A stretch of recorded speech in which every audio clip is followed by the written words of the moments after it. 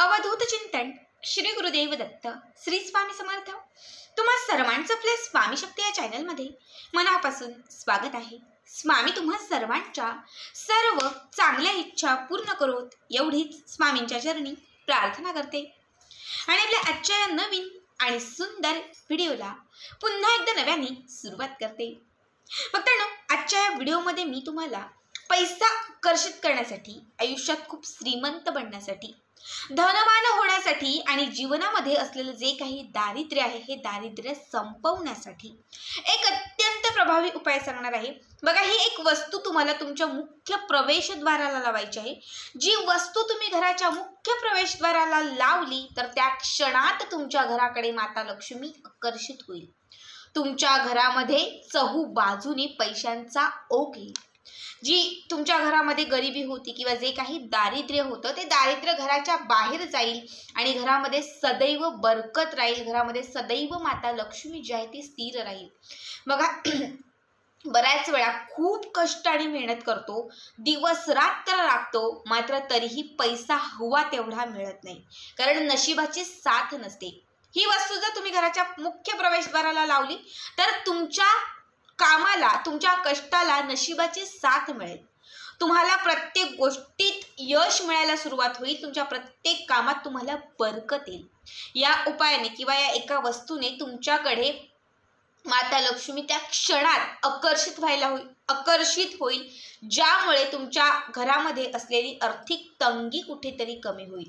बघा, ज्यांच्याही घरात दारिद्र्य खूप जास्त आहे, गरिबी काही केल्या कमी होत नाहीये, कितीही कष्ट आणि मेहनत केले तरी नशिबाची साथ मिळत नाहीये, डोक्यावरचा कर्जाचा डोंगर काही केल्या कमी होत नाहीये, लोकांची देणी जी आहेत ती देणंच होत नाही, किंवा जे काही लोन कर्ज काढलेले आहे त्याचे हप्ते देण्यासाठीही जवळ पैसा नाहीये, त्यांनी हा उपाय आवर्जून करा। लक्षात ठेवा, कुठलाही उपाय, कुठलीही सेवा करत असताना कष्ट आणि मेहनत तेवढेच गरजेचे आहेत। फक्त उपाय कराल आणि दिवसभर झोपून राहाल, काहीच घडणार नाही। कष्ट मेहनत कराल आणि त्यासोबत उपाय सेवा कराल, आयुष्यात अशक्य असेल ना तेही शक्य होईल। आता जास्त वेळ न घेता काय उपाय आहे, कसा करायचा आहे, हे सगळं काही पुढे सांगणार आहे। फक्त त्यासाठी व्हिडिओ शेवटपर्यंत बघा आणि जे कोणी आपल्या चॅनलवरती नवीन असतील त्यांनी लगेचच आपल्या चॅनलला सबस्क्राईब करा, कारण तुम्ही आपला चॅनल सबस्क्राईब केल्यामुळे मी पुढचे जे काही व्हिडिओ बनवेन ते सर्वात आधी तुम्हा सर्वांपर्यंत पोहोचतील। बघा, या उपायासाठी आपल्याला जो दिवस लागणार आहे तो म्हणजे शुक्रवार। शुक्रवारचा दिवस हा माता लक्ष्मीला प्रसन्न करणारा असतो। शुक्रवारचा दिवस हा माता लक्ष्मीसाठी समर्पित असतो आणि लक्ष्मी प्राप्तीच्या ज्या सेवा आहेत त्या आपण शुक्रवारीच करतो। शुक्रवारी केल्याने आपला शुक्र ग्रह हा देखील मजबूत होतो आणि सगळ्यांच्या तोंडपाठ झाला असेल, कारण प्रत्येक व्हिडिओत मी सांगते ज्याचा शुक्र ग्रह मजबूत असतो त्याच्या आयुष्यामध्ये तो माणूस किंवा तो व्यक्ती धनवान बनत असतो। भौतिक सुख, समृद्धी हे सगळं काही त्याला भरभरून मिळत असतं। त्यासाठी शुक्र ग्रह मजबूत असणं खूप महत्त्वाचं असतं आणि शुक्रवारी केलेल्या उपायाने आपला शुक्र ग्रह मजबूत होतो। आता काय करायचं आहे बघा, तुम्हाला हा जो उपाय आहे हा उपाय शुक्रवारच्या दिवशी सकाळीच, अगदी सकाळीच करायचा आहे। कमीत कमी 9:30च्या आतमध्ये, पहाटे ब्रह्ममुहूर्तावरती केलात तरी चालेल, 5च्या पुढे, 9च्या आत कधीही तुम्ही करू शकता। यासाठी लागणार आहेत आपल्याला 7 कवड्या। मोजून 7 ज्या कवड्या असतात ह्या कवड्या तुम्हाला घ्यायच्या आहेत। मार्केटमध्ये सहज कुठेही मिळतील, पूजेचं जिथे साहित्य भेटतं तिथेही तुम्हाला मिळून जातील। 7 कवड्या घ्यायच्या आहेत। 7 1-1 रुपयांचे जे नाणे असतात, हे नाणे म्हणजे 1-1 रुपये घ्यायचे आहेत। 5-5 रुपये घेतले तरी चालतील, पण ते 7 जे पण नाणे घ्याल ते 7 नाणे तुम्हाला घ्यायचे, 7 कवड्या घ्यायच्या आहेत आणि 7 कमळगट्टा मणी, ठीक आहे, ज्याला कमळ बीज असं देखील म्हणतो। या 3 वस्तू घ्यायच्या आहेत। शुक्रवारच्या दिवशी काय करायचं, एक छोटीशी प्लेट घ्यायची। या प्लेटमध्ये सगळ्यात अगोदर कवड्या ठेवायच्या, त्याच्यावरती पाणी घालायचं, दूध घालायचं, संपूर्ण स्वच्छ त्या धुवून घ्यायच्या, त्याला जलाभिषेक घालून घ्यायचा। त्यानंतर या कवड्या थोड्या बाजूला काढायच्या। त्यानंतर पुन्हा त्या प्लेटमध्ये ते पाणी जे आहे ते एखाद्या झाडाला घालायचं, तुळस सोडून कुठल्याही झाडाला। त्याच्यानंतर जे 1 रुपयांचे 7 नाणे घेतलेले आहेत, या 1 रुपयांच्या 7 नाण्यांवरती थोडं पाणी, थोडं दूध घालायचं। हे 1 रुपयांचे नाणे स्वच्छ साफ करून धुवून घ्यायचे आणि पुन्हा ते जे पाणी आहे ते झाडांना घालून द्यायचं। त्यानंतर जे कमळ बीज घेतलेलं आहे, कमळगट्ट्या माळेचे जे मणी घेतलेले आहे ते देखील तुम्हाला त्याच्यामध्ये ठेवायचे आहेत आणि त्याच्यावरती थोडं पाणी थोडं दूध घालायचं आणि ते देखील स्वच्छ धुवून साफ करून घ्यायचे. ठीक आहे. हे करून झालं की त्यानंतर काय करायचं तर एक मोठंसं प्लेट घ्या. खूपही मोठं नको, खूपही छोटं नको, इतक्या आकाराचं एक प्लेट घ्यायचं आहे आणि त्या प्लेटच्या वरती तुम्हाला थोडेसे तांदूळ घालायचे आहेत. पूर्ण प्लेट भर तांदूळ घालायचे. या तांदळावरती सगळ्यात अगोदर थोडंसं हळद कुंकू अर्पण करायचं. त्याच्यानंतर काय करायचं 1 रुपयाचं एक नाणं ठेवायचं, दुसऱ्या बाजूला दुसरं नाणं, तिसरं, असे 7ही नाणे त्या प्लेटमध्ये व्यवस्थित लावून ठेवायचे. कसेही लावा, गोलाकार लावा, एका रेषेत लावा, जसे शक्य तेवढे 7 नाणे तुम्हाला त्याबरोबर त्या प्लेटमध्ये मावतील अशा पद्धतीने ठेवायचे. नाण्यांच्या वरती बघा थोडं थोडं 7ही नाण्यांच्या वरती हळद कुंकू अर्पण करायचं आणि त्यानंतर या 1-1 रुपयांच्या नाण्यांच्या वरती तुम्हाला ठेवायचं आहे 1-1 कमळ बीज, म्हणजे कमळगट्ट्या माळेचा जो मणी असतो तर तो 1-1 ठेवायचा आहे. त्याच्यावरती थोडं हळद कुंकू अर्पण करायचं. त्याच्यानंतर प्रत्येक रुपयाच्या बाजूला तुम्हाला 1-1 कवडी ठेवायची आहे. ठीक आहे. 1-1 कवडी, 1 रुपयाचं नाणं, त्याच्यावरती कमळ बीज आणि बाजूला कवडी, दुसरं 1 रुपयाचं नाणं, पुन्हा कमळ बीज, पुन्हा 1 कवडी, पुन्हा तिसरं 1 रुपयाचं नाणं, 1 कमळ बीज, 1 कवडी, चौथं पुन्हा 1 रुपयाचं एक नाणं, 1 कमळगट्ट्याचं मणी आणि कवडी, असे सगळे तुम्हाला 7 रुपयांच्या नाण्यांवरती कमळगट्ट्याचं मणी आणि कवडी जी आहे ती ठेवून द्यायची आहे. त्यानंतर काय करायचं तर तुम्हाला त्या कवड्यांना दिवा ओवाळायचा आहे, धूप दीप असं सगळं काही ओवाळून घ्यायचं आहे.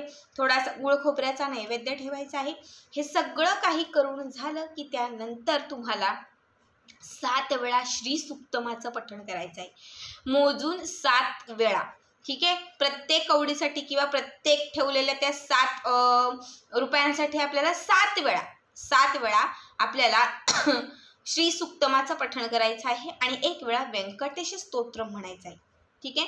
हे करून झालं की त्यानंतर दिवसभर ही जी पूजा आपण मांडलेली आहे देवघराच्या समोरही मांडू शकतात, घरातील पूर्व किंवा ईशान्य कोपऱ्याला मांडली तरीही चालेल. ठीक आहे. दिवसभर ही पूजा अशीच ठेवून द्यायची, उचलायची नाही, काही नाही करायचं. संध्याकाळच्या वेळी, शुक्रवारी संध्याकाळच्या वेळी म्हणजे 7-7:30चा टायमिंग झाला, ज्याला लक्ष्मी प्राप्तीची वेळ म्हणतो, ज्या वेळेत लक्ष्मी माता आपल्या उंबरठ्याजवळ आलेली असते, या वेळात काय करायचं तर तुम्हाला एक मोठा लाल रंगाचा कपडा घ्यायचा आहे. एक मोठा लाल रंगाचा कपडा घ्या, इतक्या आकाराचा तरी, आणि त्याच्यामध्ये हे 1 रुपयांचे नाणे उचलायचे आणि त्याच्यामध्ये ठेवायचे. सोबत कवड्याही 7 रुपयांचे 7ही नाणे ठेवायचे, 7 कवड्याही उचलून ठेवायचे आणि 7 कमळगट्टाचे जे मणी आहे ते देखील त्या कापडामध्ये टाकायचे. त्याच्यानंतर प्लेटमध्ये असलेले जे तांदूळ आहेत हे थोडेसे 2-4 तांदळाचे दाणे घ्यायचे आणि ते देखील त्या कापडामध्ये घालायचे, त्याला घट्ट गाठ मारायची, त्याची छोटीशी पोटली तयार करायची.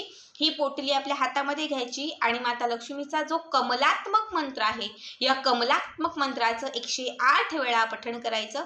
हा कमलात्मक मंत्र माता लक्ष्मीचा बीज मंत्र म्हटला जातो. माता लक्ष्मीला प्रसन्न करणारा, आकर्षित करणारा हा विशेष मंत्र आहे, जो गुगलवरती यूट्यूबवरती तुम्हाला सहज मिळून जाईल. कमलात्मक मंत्र 108 वेळा म्हणून झाला की त्यानंतर ही पोटली आपल्या मुख्य प्रवेशद्वाराच्या आतल्या बाजूने तुम्हाला लावायची. उजव्या डाव्या साईडला मध्यभागी कुठेही लावा, फक्त आतल्या बाजूला तुम्हाला ती लावायची आहे. ठीक आहे. एक आठवडाभर किंवा 11 दिवस, मोजून किती 11 दिवस ही जी पोटली आहे ही अशीच ठेवून द्यायची. त्याच्यानंतर 11 दिवस पूर्ण झाले की त्यानंतर 11व्या दिवशी ती पोटली जी आहे ती मुख्य प्रवेशद्वारावरून काढायची. काढल्यानंतर त्याच्यामध्ये घातलेल्या ज्या कवड्या असतील किंवा त्याच्यामध्ये घातलेल्या जे कमळगट्ट्याचं मणी आहे ते तसेच ठेवायचे. फक्त 1 रुपयांचे जे 7 नाणे आहेत ते बाहेर काढायचे. 1 रुपयांचे 7 नाणे बाहेर काढायचे आणि कमळगट्ट्याचे मणी आणि जे कवड्या आहेत त्याला घट्ट गाठ मारून पुन्हा ती पोटली घराच्या मुख्य प्रवेशद्वाराला लटकवून द्यायची आणि 7 नाणे जे आहेत ते कुठल्याही लहान मुलींना दान करायचे. मुलांना नाही, लक्षात ठेवा, ज्या छोट्या छोट्या मुली असतात, गरीब असतील किंवा तुमच्या आजूबाजूला कुठेही असतील, त्या 7 मुलींना हे 1-1 रुपयाचे नाणे दान करायचे. आता तुम्ही सांगाल की ताई 1 रुपयाला कोणी विचारणार नाही, 1 रुपयाचं नाणं कोणी घेणार नाही, मग तुम्ही काय करा, त्यासोबत तुम्ही 10, 20, 50, 100 तुम्हाला शक्य असतील तुमच्या खिशातले ते पैसेही दान केले तरी चालतील. 10 रुपये आणि हा 1 रुपयाचा नाणं असे 11 रुपये तुम्ही 7 मुलींना दान केले ना तरीही चालतील. बघा, हा उपाय केल्याने तुमच्या आयुष्यातील आर्थिक चणचण कमी होईल, चहू बाजूने तुमच्या घराकडे माता लक्ष्मी आकर्षित होईल. खरं तर शुक्रवारचा दिवस हा माता लक्ष्मीला प्रसन्न करणार आहे. कवडी म्हणजे जिला माता लक्ष्मीचं स्वरूप म्हणतो. तर 1 रुपयाचं नाणं जे आहे तर नाण्यांनाही आपण माता लक्ष्मीचंच स्वरूप समजतो. बघा, माता लक्ष्मी ची नुसती पूजा करून चालत नाही, तिला आकर्षित करण्यासाठी उपाय करून चालत नाही, तर तिला स्थिर करणं महत्त्वाचं आहे. आणि माता लक्ष्मीचं आसन म्हणजे काय तर कमळाचं फूल. कमळाचं जे फूल आहे त्याला आपण माता लक्ष्मीचं आसन म्हणतो. प्रत्येक वेळी हे कमळाचं फूल तिला अर्पण करणं शक्य नाही. मग आपण बघा, श्रीयंत्र असेल, माता लक्ष्मीची मूर्ती असेल, बऱ्याच वेळा कमळगट्ट्याची जी माळ असते त्या माळेवरती आपण ते ठेवतो, कारण ते माता लक्ष्मीचं आसन मानलं जातं. आता जेव्हा तुम्ही हे मणी घ्याल, कमळाचं जे बीज, ज्याला बी म्हणतं, कमल फुलाचं बीज, जे माता लक्ष्मीचं आसन म्हटलं जातं, जेव्हा तुम्ही या 1 रुपयासोबत कवडीसोबत हे बीज तुम्ही घ्याल, हे देखील तुम्ही पूजन करायला यालाही अभिमंत्रित कराल, तेव्हा तिचं आसनच तुमच्या घरामध्ये तुम्ही अभिमंत्रित करणार, तिचं आसनच तुम्ही तुमच्या घरामध्ये स्थिर करणार, तेव्हा माता लक्ष्मी अखंड स्वरूपाने तुमच्या घरात स्थिर राहावी. ठीक आहे. अभिमंत्रित केलेल्या ह्या सर्व गोष्टी जेव्हा तुम्ही त्या पोटलीत घालून घराच्या मुख्य प्रवेशद्वाराला लटकवाल, तेव्हा लक्षात घ्या, चहू बाजूने तुमच्या घरामध्ये माता लक्ष्मी आकर्षित होईल, ज्यामुळे धनाचे सगळे प्रश्न तुमचे सुटले जाईल. जेव्हा तुम्ही 11व्या दिवशी यातील 1-1 रुपयांचे जे नाणे आहे ते 7 लहान मुलींना दान कराल. लहान मुली म्हणजे काय तर ज्यांना लक्ष्मीचं स्वरूप समजतो, लहान लेकींना, लहान मुलींना आपण लक्ष्मीच मानतो. या मुलींना जेव्हा तुम्ही हे 1-1 रुपयाचे नाणे दान कराल, तेव्हा लक्षात घ्या, तुमच्याकडे माता लक्ष्मी त्या क्षणात, माहितीने त्या 7 मुलींमध्ये कुठल्या तरी एका मुलीच्या रूपात माता लक्ष्मी साक्षात येऊन जाईल आणि ती तुम्हाला दर्शनही देऊन जाईल. बघा, हा उपाय केल्याने असंख्य पटीने तुम्हाला त्याचा लाभ होईल. आयुष्यातील आर्थिक, पुन्हा एकदा सांगते, चणचण कमी होईल, कर्जाचा डोंगर कमी होईल. खरं तर घराचा मुख्य प्रवेशद्वार असा असतो की जिथून आपल्या घरात लक्ष्मी येते तिथूनच आपल्या घरात अवलक्ष्मी येते. नेहमीच जर तुम्ही इथे पूजापाठ, उपासना, आराधना, व्रत वैकल्य केलं तर घरामध्ये लक्ष्मी येते. कधीच काही केलंच नाही तर घरामध्ये अवलक्ष्मी येते. घरात लक्ष्मी आणायचं की अवलक्ष्मी हे आपल्या हातात असतं. जर तुम्ही नेहमीच त्याला पोटल्या लावत असाल, वेळेस तुम्ही पूजा करत असाल, तर नक्कीच आपल्या घरामध्ये लक्ष्मी प्राप्त होते. आत्ता जो सांगितलेला उपाय आहे, या उपायाने तुमच्या घरामध्ये चहू बाजूने सदैव लक्ष्मी येईल आणि ती लक्ष्मी सदैव स्थिरही राहील. अत्यंत साधा आणि सोपा उपाय आहे. प्रत्येकाने हा उपाय आवर्जून करा. श्री स्वामी समर्थ. जय जय स्वामी समर्थ.